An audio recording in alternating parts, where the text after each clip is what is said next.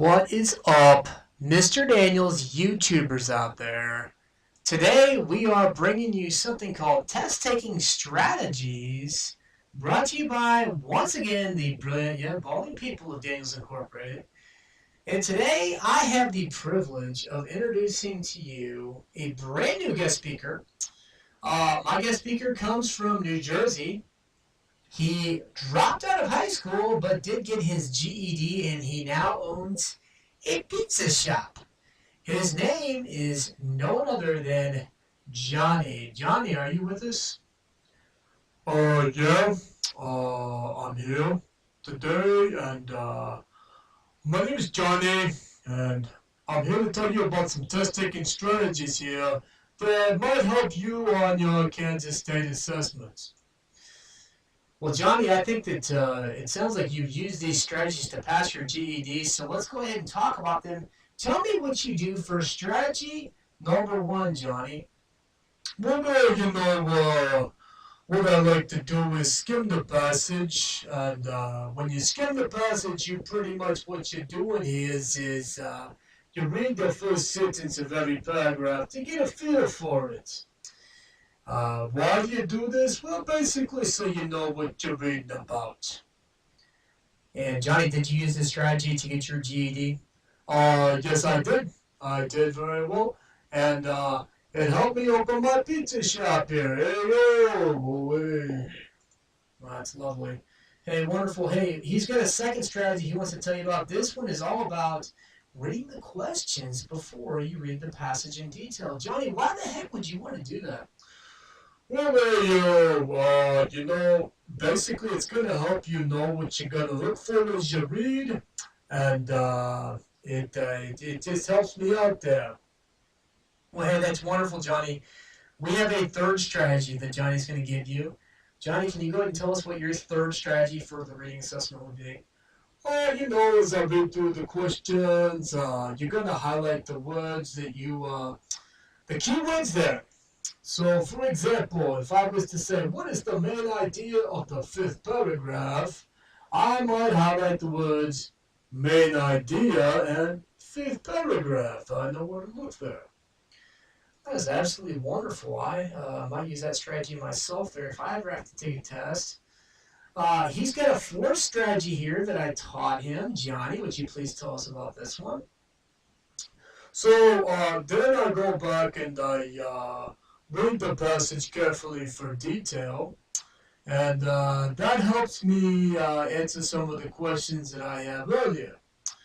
And as I read, I do look for the answers to the questions that I've already had done.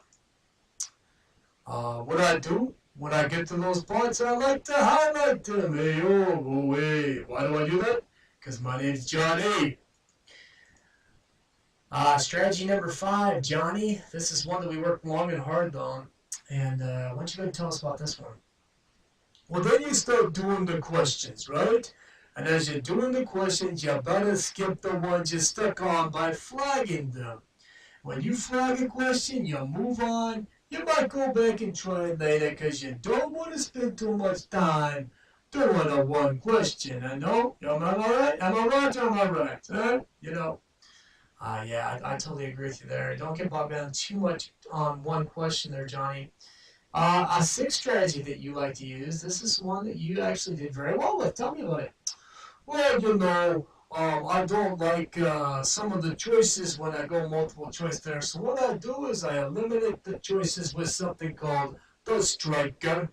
I strike them out. And what it does is it rules out the worst answers. It gives me a little better chance of getting the answer right. So if you can say like, hey, A and D don't make sense, you know the answer's going to be B or C. Am I right or am I right? What do you say? Yeah, that's exactly right, Johnny. We definitely worked on that one. Hey, we gave you another strategy, number 7. Why don't you go ahead and tell us about this one? Well, you gotta, sometimes you don't comprehend everything, so you gotta look back at the reading. If you don't look back, forget about it. You're gonna get a bad score. You gotta look back. Even the best readers have to look back. Johnny, I have to ask you, are you a good reader? Oh, me read really good. I was reading Dr. Seuss last night. Yeah, we're gonna stop you right there, Johnny. And moving on to strategy number 8, I think you might kill your credibility if you're talking about reading Dr. Seuss. Strategy number 8, tell me about it. Well, you gotta go back and finish the problems you skip. I mean, you don't want to leave any answers undone there. So when I'm all done with the test, I've skipped a few problems here and there. I go back and I finish those problems up there. You don't have to do the test in order. I don't like doing it in order because, quite frankly, it doesn't work in my brain. Johnny, you actually have a brain, huh?